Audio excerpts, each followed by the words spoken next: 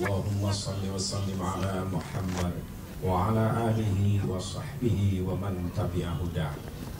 Qala Allah Ta'ala fi kitabihil karim, a'udzu billahi minasy syaithanir rajim. Wa min ayatihi an khalaqalakum min anfusikum azwaja litaskunu ilaiha wa ja'ala bainakum mawaddatan wa rahmah. Inna fi dzalika laayatil liqaumin yatafakkarun. Shadaqallahul azim. Ananda calon mempelai berdua, beberapa saat lagi kalian akan melaksanakan sebuah perjanjian yang istimewa, sebuah perjanjian yang suci dan mulia, yaitu akad nikah. Nikah dalam pandangan Islam adalah sesuatu yang suci dan agung, karena nikah adalah bagian dari sunnah Rasulullah SAW dan juga sunnah para nabi dan rasul Allah yang terdahulu. Sebagai sunnah Rasul, maka melaksanakan nikah menjadi bagian dari ibadah kepada Allah Subhanahu wa Ta'ala. Oleh karena itu, laksanakanlah oleh kalian akad nikah ini dengan tulus, ikhlas, semata-mata mengharap ridho Allah, agar kalian mendapatkan ridho dan kasih sayangnya. Rasulullah SAW sempat mengingatkan kita, barang siapa yang nikah semata-mata karena mengharapkan harta, sewaktu-waktu harta itu akan haram bagi dirinya. Dan barang siapa yang nikah semata-mata karena mengharapkan rupa, kecantikan atau kegantengan semata, sewaktu-waktu kecantikan dan kegantengan itu pun akan haram pula bagi dirinya.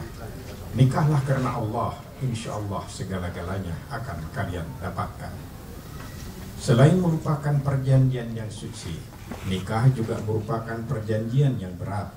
Quran menggunakan kata-kata mitsaqan ghalidha, sebuah perjanjian yang berat dengan sejumlah konsekuensi. Nikah dalam pandangan Islam tidak hanya menghalalkan perbuatan yang semula haram, tapi nikah juga bisa mengharamkan sejumlah perbuatan yang semula halal. Nikah dapat melahirkan sejumlah kebebasan yang tidak kita peroleh sebelum nikah, tapi nikah juga melahirkan sejumlah keterikatan dan keterbatasan. Nikah dapat melahirkan sejumlah hak. Kita mendapat hak-hak tertentu dari istri atau suami, tapi dalam waktu yang sama juga nikah melahirkan sejumlah kewajiban. Biasanya sebuah rumah tangga menjadi tidak harmonis kalau masing-masing suami atau istri cuma menuntut hak, tapi tidak sadar akan kewajiban. Beberapa kali Al-Quranul Karim memberikan gambaran tentang konsep keluarga ideal. Salah satu di antaranya tercantum dalam Ar-Rum 21 yang tadi ayatnya dibaca, yaitu salah satu ciri penting sebuah keluarga yang ideal adalah apabila di tengah-tengah keluarga itu tercipta sebuah suasana sakinah, mawaddah, warahmah, yaitu sebuah rumah tangga yang rukun, damai, dan terjalin cinta dan kasih yang penuh tulus dan ikhlas.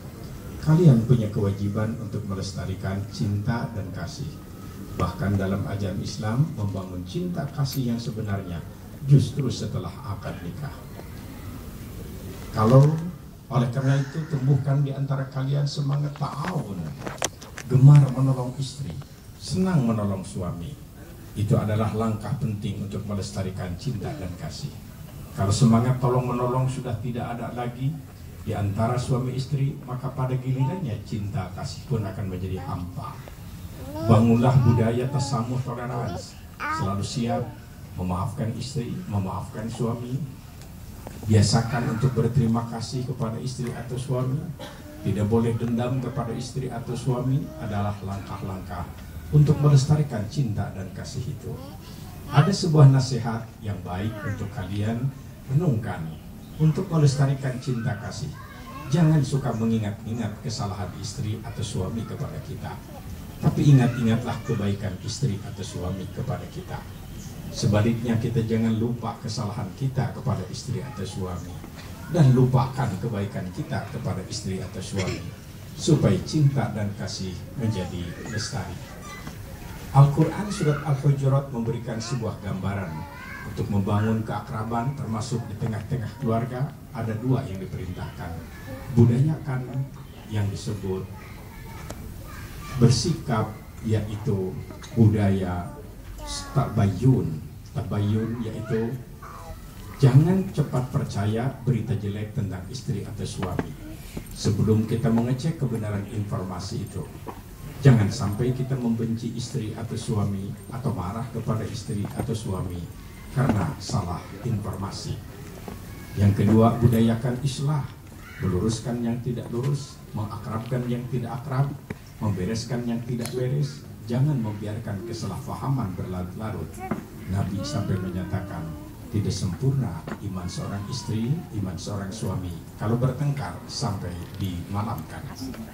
Selanjutnya ada 6 pantangan untuk melestarikan cinta kasih, membangun keakraban di tengah-tengah keluarga, yaitu tinggalkan kebiasaan taskhiriyah, memperolok-olokkan atau meremehkan pihak istri atau suami. Wala talmizu anfusakum, jangan suka menghina kepada istri atau suami. Penghinaan dapat melahirkan ketersinggungan, ketersinggungan melahirkan kemarahan, kemarahan adalah bibit pertengkaran. Wala tanabazu bil alqab, jangan suka memanggil istri atau suami dengan gelar-gelar yang menyakitkan. Kemudian biasakan untuk selalu positive thinking, hindarkan dari kebiasaan suudzon, negative thinking. Nilai istri atau suami itu selalu baik kecuali sudah jelas tidak baiknya. Wala tajassasu, jangan sibuk mencari-cari kesalahan istri atau suami. Kalau terlanjur tahu tentang kesalahan, kelemahan istri atau suami, jangan dikemas dalam bentuk ghibah, diceritakan di pihak ketiga, menggunjing. Nah, Al-Quran menyatakan, apa kamu sampai hati memakan bangkai dari daging, memakan daging dari bangkai temanmu sendiri? Ini adalah petunjuk dalam membangun sebuah persaudaraan yang bisa kita terapkan dalam membangun sebuah rumah tangga yang harmonis. Ada resep spiritual yang disampaikan oleh Nabi dalam rangka melestarikan cinta dan kasih, yaitu membiasakan saling doa, mendoakan. Ketika pada satu saat kalian bersimpuh di atas sajadah, sebelum atau sesudah sholat, kalian memohon sesuatu kepada Allah, jangan lupa sertakan doa itu untuk istri atau suami. Atau pada satu saat kalian memohon ampun kepada Allah, sertakan permohonan ampun untuk istri atau suami. Tidak ada doa tanpa disertai doa untuk keselamatan istri atau suami. Kalau pada satu saat suami sedang dihadapkan dengan kesulitan, problem yang berat, segeralah istri mengambil air wudhu, lakukan sholat 2 rakaat, namanya sholat syukur wudhu. Hadapkan diri ke kiblat dengan tulus dan khusyuk. Nyatakan kepada Allah, ya Allah, lindungi dia, sayangi dia, bimbing dia, rahmati dia, berkati dia. Pintu aras seolah-olah terbuka. Ribuan malaikat ikut mengamini doa seorang istri yang solihah, yang tulus dan khusyuk mendoakan keselamatan suaminya. Ananda, rumah tangga adalah bagian dari kehidupan duniawi yang serba fana. Kehidupan duniawi tidak hanya diwarnai oleh senyum, gembira, dan bela tertawa. Jalan yang kita lalui sering-sering tidak indah dan tidak rata. Begitulah dalam rumah tangga. Harapan tidak menjadi kenyataan. Ujian sering ganti berganti. Kadang-kadang badai dan topan kehidupan. Kalian harus bisa mampu menghadapi dan mengatasinya. Jangan hancur karena ujian, jangan hancur karena cobaan, bahkan tidak boleh hancur karena fitnah dan kezaliman anak. Konsepnya adalah pandai-pandailah ridho, menerima segala apa yang Allah berikan. Lakukan introspeksi, sadar akan kekurangan diri. Itu adalah pintu gerbang untuk perbaikan diri. Orang yang tidak pernah sadar akan kelemahan diri sulit diperbaiki karena dirinya merasa tidak perlu diperbaiki. Lakukan solusi yang baik dan ujungnya serahkan persoalan itu kepada Allah. Kalau pada satu saat kalian dihadapkan dengan ujian demi ujian yang berat, kalian tidak boleh putus asa. Nabi memberikan sebuah resep spiritual. Bangunkan istrimu di penghujung malam dengan penuh kasih sayang. Fayakuman, suami istri bangun sholat malam. Wa yadhkuranillah, suami istri berzikir pasrah kepada Allah. Nyatakan kepadanya, hasbunallah wa ni'mal wakil, ni'mal maula wa ni'man nasir. Tuhan, cukup Engkau saja penolongku, cukup Engkau saja pelindungku, cukup Engkau saja tempat berserah diri aku. Allah menjawab dalam hadis qudsi, aku malu kalau aku tidak memenuhi keinginan mereka.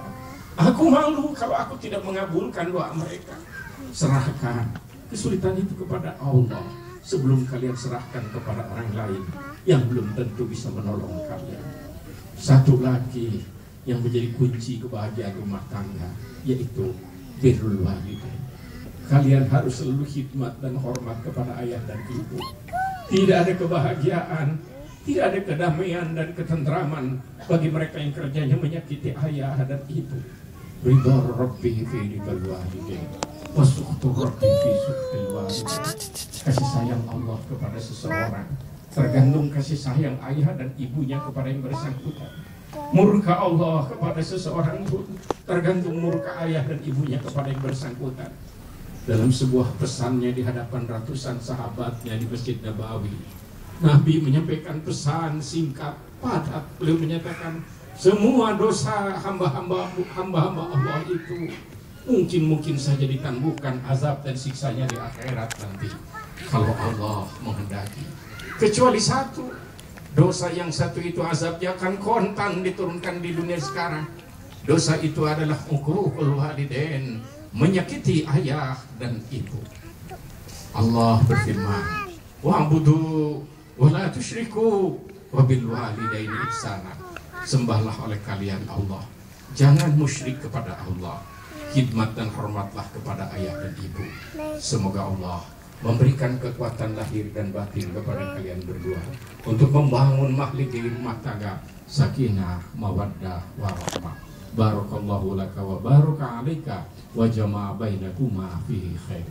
Wassalamualaikum warahmatullahi wabarakatuh.